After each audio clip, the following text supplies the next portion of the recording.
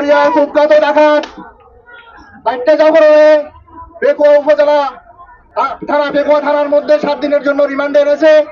প্রিয় সহকর্মীবৃন্দ, এই প্রতিবাদে তাকে ফাঁসি দেওয়ার দাবিতে আপনারা যারা কাজকে উপস্থিত হয়েছেন আপনাদের সবাইকে সংগ্রামী শুভেচ্ছা ও অভিনন্দন।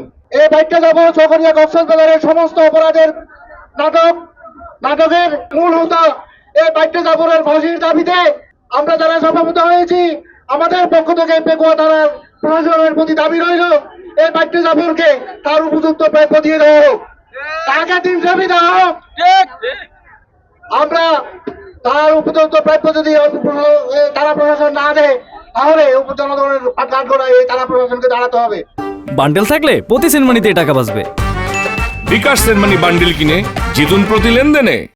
আজকে চকরিয়া পেকুয়ার সাবেক সংসদ ভোট ডাকাত খুনি সন্ত্রাসের সর্বোচ্চ শাস্তি ফাঁসির দাবিতে পেকুয়া উপজেলা বিএমপি এবং অঙ্গ সংগঠন সহ সর্বস্তরের তাওহীদি জনতা আজকে বিক্ষোভ মিছিল করেছে।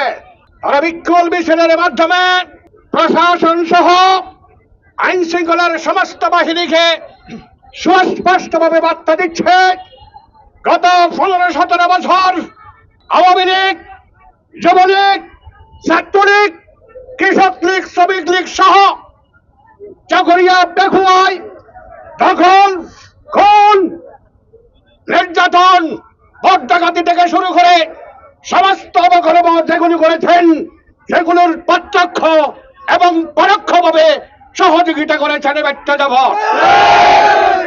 আজকে বেশ কয়েকটি মামলাতে রিমান্ড নিয়ে পেকুয়া থানায় তাকে আনা হয়েছে।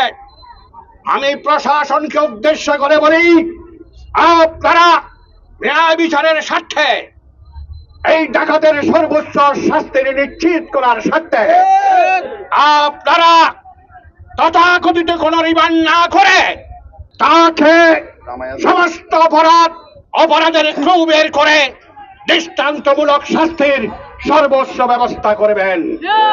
তা যদি না হয় এই পেকুয়া চকরিয়ার সর্বস্তরের মানুষ আপনাদেরকে স্বৈরাচারের দোষর হিসাবে আখ্যায়িত করে রাজপথে দুর্বার আন্দোলন সংগ্রাম করে যাবে, করতে পারবেন না।